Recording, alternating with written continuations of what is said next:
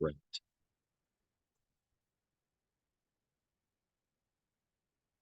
Today is the 10th.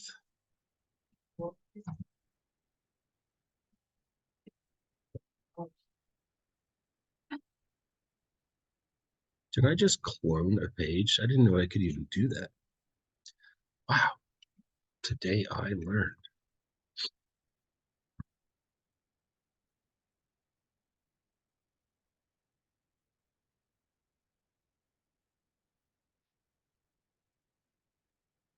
This is what we're talking about today. I hope this doesn't go poorly.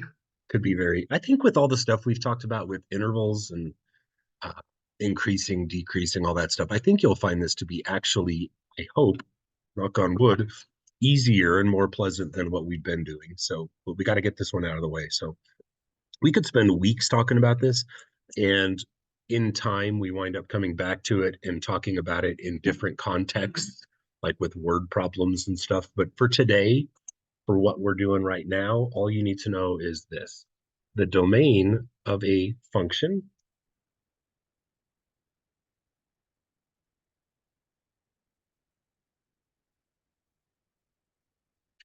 is the set of all the x's.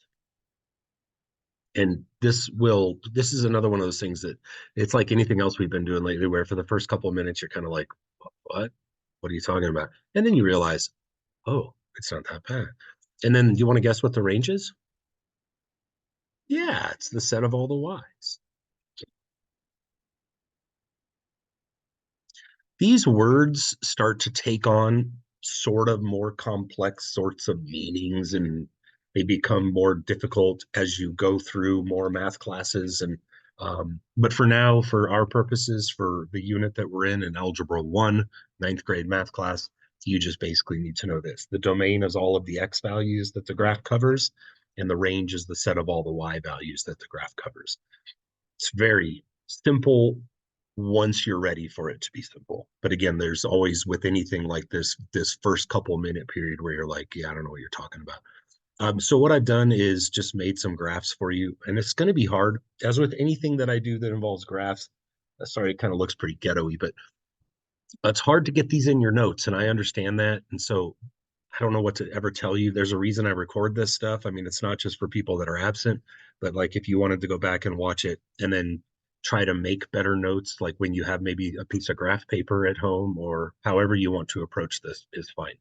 But I have 7 graphs kind of prepared here for you. And this doesn't cover every possible scenario. You'll encounter things where you go, oh, this is new. And we'll just talk about those as the need arises. But the bottom line is this: here we have a graph, and you can see that it has a decreasing and increasing. So like if we were talking about intervals, then we would agree that this graph has 3 intervals, correct? But that's not what we're talking about today. Today, all we're talking about is simply this: if you looked at this graph and asked yourself, like, if you were thinking about the x-axis, where does the graph start? Don't care what it does in the middle. And where does it stop? Again, only speaking about the x-axis, where would you say the graph, quote unquote, starts? Negative something for sure, right? And I'll help you count that out, because if it's kind of maybe hard for you to see, but you can see that this point over here is clearly the starting point, correct? And remember, math is always left to right. Intervals are always described left to right. So we come in and we sweep through starting at the left, and the first x-axis number that you would hit is right here, correct? The domain, we say, starts right there, and that is at negative 1, 2, 3, 4, 5, 6, 7, 8. So when we write out the domain, we use a capital D and then put a colon. Got it? Make sure you use a capital D for domain. And when you list the domain, you're simply going to list it as an interval of all of the x's that exist on this graph from left to right. This could be a super complex roller coaster that goes up and down and up and down and up and down. And we're not worried about any of that today. We're just worried about where does the graph start and where does it stop? That's it. So for our domain, we're going to list an interval that starts at -8. And then we have to just, again, ignore all of the stuff, the ups and downs in the middle, and just ask ourselves, when does the graph stop? Well, it obviously stops at this point, correct?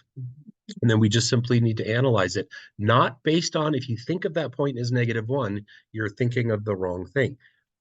It's, as I've been saying, it's not about ups and downs. It's about where are you above or below the x-axis. So 1, 2, 3.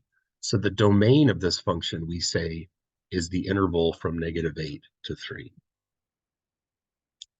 Easy enough? Okay, now finally today we do get to talk about y values. We do get to now care about how high things are and how low things are. And that is that other side of it, the range. And the range is a measure of if you were coming not from left to right this time, but from low to high.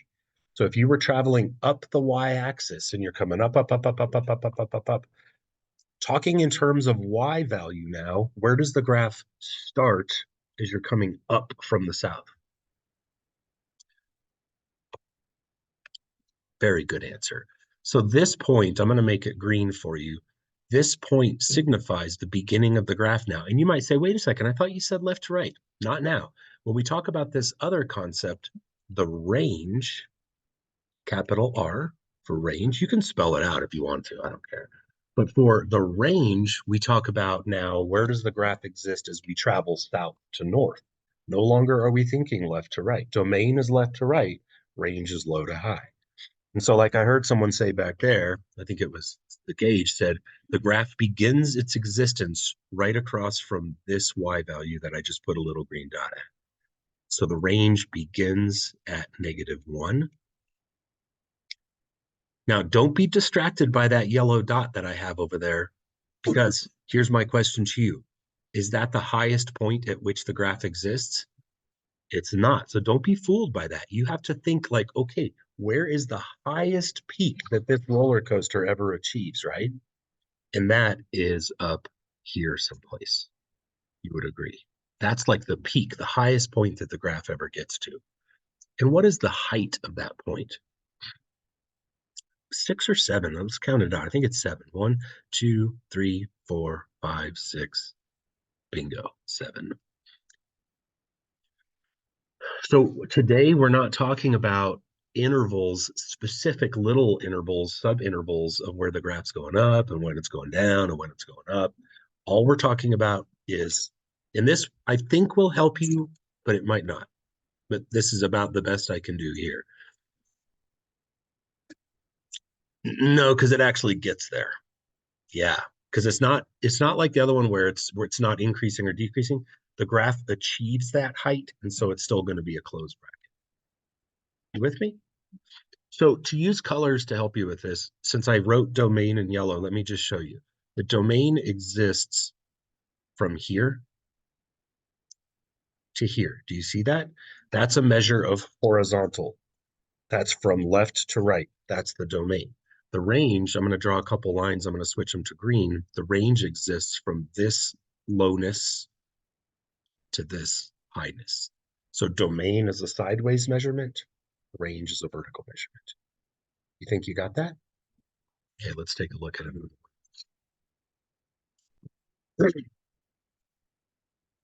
So for domain, we talk about x-axis. We talk about, okay, I'm coming in from the left and I'm working my way to the right.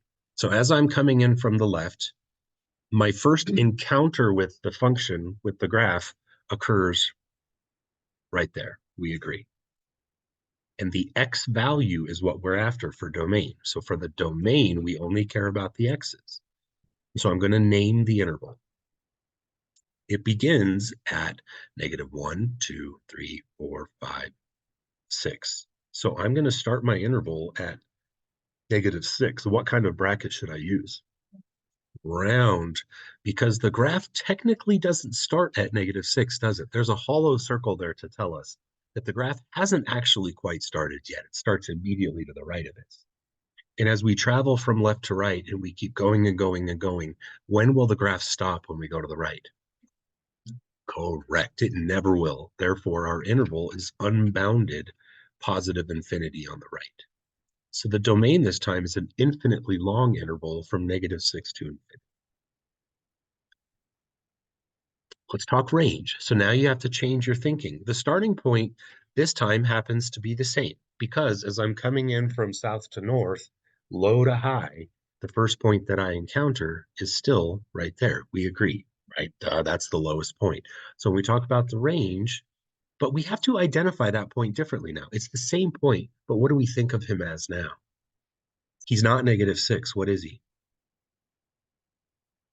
He's -4. Because now with range, we're measuring his height, his y value, not his x value.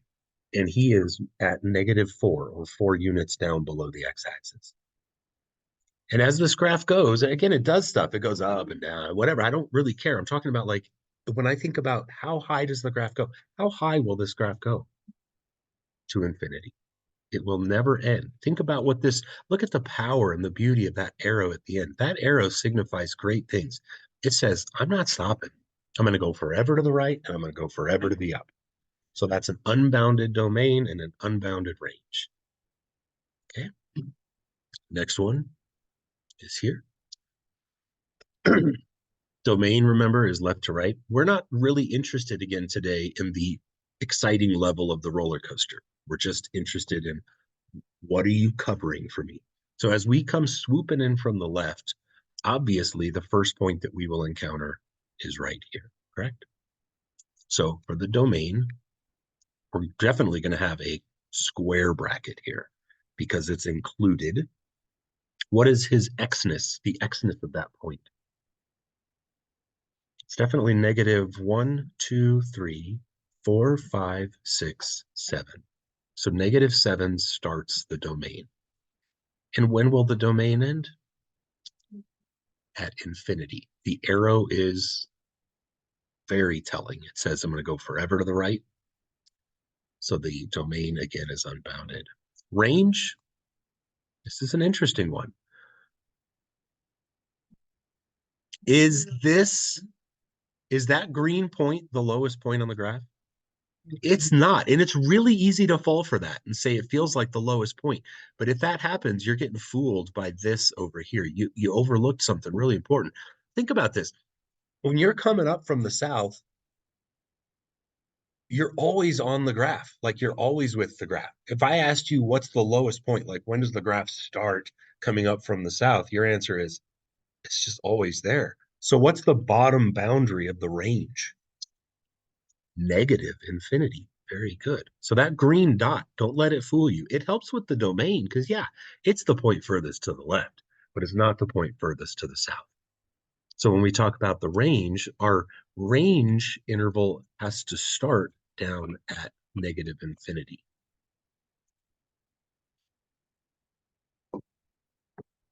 And where does it stop? What's the highest y value on this graph? You see it right up here, right? Is that the one you're looking at, I assume? Let's count up to it. 1, 2, 3, 4, 5, 6, 7. It's okay. Should I round this one or square it? I think I should square it because it, again, we talked about this a few minutes ago. Does the roller coaster achieve the height of 7? It does. Therefore, it's a square bracket. If it gets there, it's a square bracket. If it's included, which it is. Again, we're not talking increasing or decreasing. If this were an interval of increase or decrease, yeah, we would round it off. But it gets there. It's a point on the graph. Okay. How about this one?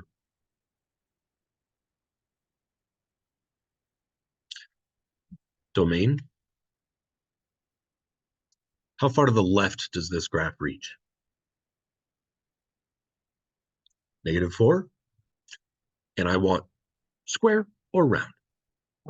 I want round because the first point I encounter when I'm trudging in here from left to right, boop, the first point I see is hollow. So I need a round boundary at -4. And how far to the right does this graph eventually make it? Let's see. 1, 2, 3, 4, 5, 6, and 7. Square. Good job. All right. Bless you. Now we have to completely change our thinking. And now we're not thinking in terms of leftness and rightness. We're thinking of lowness and highness. And it can be very simply, it's sort of trapped, if you will, between this level of lowness and this level of highness, correct? So how low is the bottom boundary? It's -5. And you'll have an easier time counting these on the papers right in front of you when it's not on the TV. It can be a bit deceptive when you're trying to look at the TV. It all kind of looks weird. But if you count down to it, it's down -1, -2, -3, -4, -5. So the range begins down at -5. Round or square? Square, because there is a depth of -5. And then the higher boundary is up here for the range. How high does the graph achieve? 0. Round or square? Round. Question? Okay, next one. Domain. How far to the left does this graph go? Forever. Therefore, oops, I almost used set notation there. Therefore, the left side is negative infinity. Remember to always use negative infinity for your forevers on the left. How far to the right does this graph go? Good. So therefore, this domain is from negative infinity to positive infinity. In other words, all x-axis values eventually have graphy with them, bottom line. We talk about the range. Boy, bless you, everyone. I'm just going to say it right now. Bless you. This is a cover everyone. Bless you right now. Here it goes. Bless you. So if you sneeze in the next half hour, we got something in the air. I think maybe everyone's allergic to domains and ranges. There you go. You're covered. So if I don't say it again, I already covered it. Got it? All right. It's got the sneezers. Tis the season. The season of sneezes. The range. Simple concept. Lowness to highness. What's the lowest y value this graph ever achieves? -1, 2, 3, 4. Bing, right there. -5. And that is going to be a square because it does get to -5. How high does this graph go? Forever. How about this one? How far left will this graph go? Negative infinity. Good. This is kind of like the last problem. I know it doesn't look like it. It kind of looks like it's going to flatten out, but graphs do not flatten like this. They will continue to grow outwards as they grow upwards or downwards. The arrow means that. Therefore, it's negative infinity to the left. And how far to the right does it go? Positive infinity. Very good. About the range, how low does this graph go? Negative infinity. It goes forever to the low. And how high does it go? Sorry, I shouldn't make you count stuff like this. I'll help you. 2, 3, 4, 5, 6, 7, 8, 9, 10. Oops, I should have put a square bracket on that, shouldn't I? There you go. Listen, I have one more for you. And even though it's not going to happen on today's assignment, I was like, I should probably explain this to them. These are all, by the way, what we call continuous intervals. They're continuous sets of numbers because it's like it flows. It's all numbers from A to B. Like it's a flow. I want to show you one where the numbers are not flowing, but rather what we call discrete values. Again, today's assignment, it won't come up, but it will in the future. And then we can say, oh yeah, we've talked about this.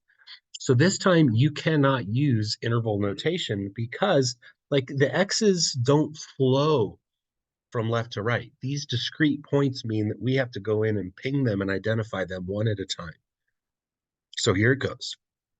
For the domain, we are going to use a different notation. We're going to use one of these. And if you haven't drawn those before, eventually you're going to really want to start practicing the curly bracket.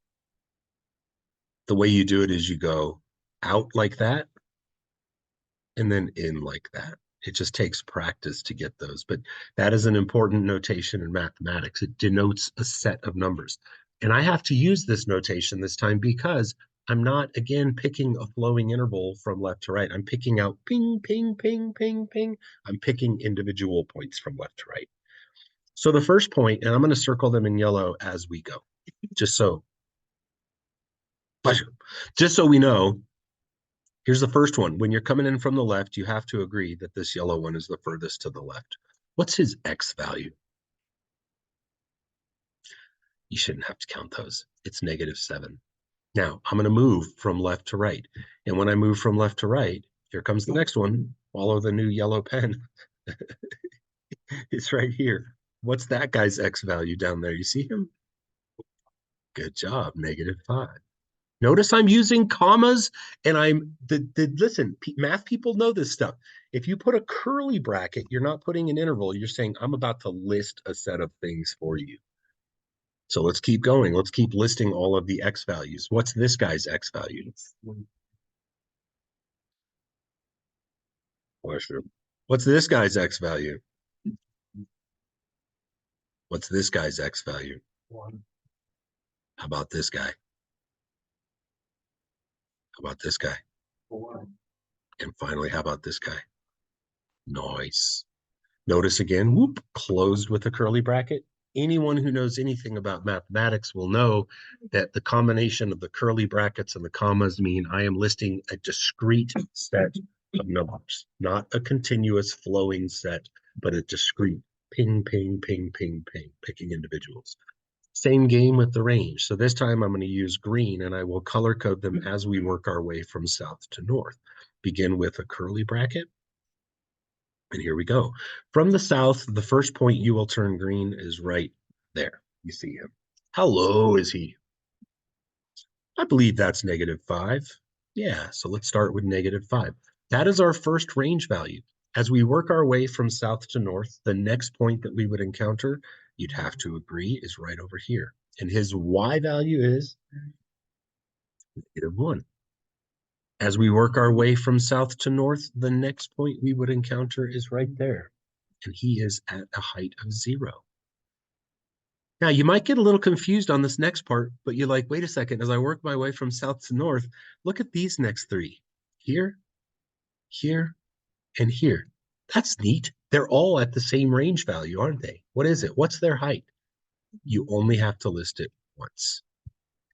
Okay, you do not list domain and range values multiple times. Okay, so if there's multiple with the same range value, you just list it one time. That's all. And then finally, as we work our way continuing to the north, what's the Y value of that next point? And finally, what's the maximum one? Very good, 5. And that, my friends, is how you name the domain and the range of a function by looking at its graph. You think you got it? Now, as I said, that worksheet I gave you yesterday when I asked you not to write on it, this is why. Because what I want you to do today is get out another piece of paper, unless there's still room on the same one. I don't care, flip it over, whatever you got to do. And what was yesterday's assignment? Assignment number 32? 32? So today on your piece of paper, you will write assignment number 33. So I'll just do a couple with you just to get you started.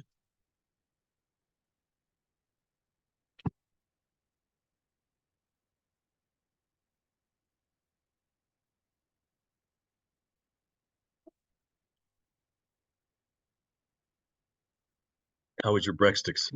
Good? Nice. All right, here we go. So again, we're using the same worksheet from yesterday. We're using the graphs now for a different purpose. We're going to do domain and range, and let's begin. So problem number 1, first thing we're going to do is write capital D colon. That's our way of saying incoming domain. And you will not use the curly brackets for anything on this assignment because these are all continuous intervals. No discretes like that last example. So again, that was sort of a preview of things to come. So for this one, look at your graph. What's the leftmost leftness of the graph in problem 1? -5, open or closed? Closed, because -5 is included in the domain.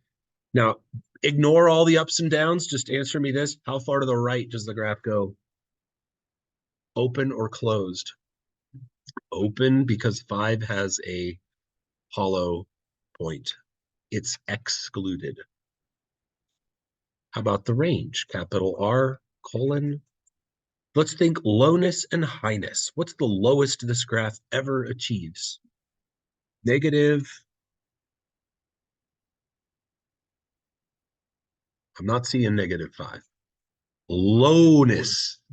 Go find the lowest point, and you'll agree that it's at a depth of -4. Ignore the x's now and only think of the heights. And that begins down at -4. So we're going to begin with a square bracket at -4. That is the lowest y-ness that the graph ever achieves. What is the highest y-ness that this graph ever achieves? Good job. You guys didn't fall for that circle over there. You know better. You went to the very highest point of the roller coaster, which doesn't have a circle. Who cares? It's the highest point. And so the range stops at 6, open or closed. Closed. And I don't need a circle to tell me that that's closed, because if the graph makes it there, it's closed when we're just talking about a value. Easy peasy, eh? Number 2. That's all you're doing today. Domain and range. Yeah. Number 2, what's the furthest leftness that this graph ever achieves? Is that what that is? -6? Nice. Open or closed? Yeah. So for domain, we have an open at -6. What's the furthest right the graph will ever go? Infinity. Very good. How about the range? What's the lowest the graph will ever go? Negative who? Negative infinity. Very good. And what's the highest that number 2 ever achieves? Good job. And that will be a square closed bracket because, well, it gets there. You guys think you got this? You probably don't need me anymore, do you, eh? So domain is X's, left to right, range is Y's, low to high. Let me know if I can be of assistance. I'll keep this recording paused, and if you guys have a question, I'll throw it back in here. So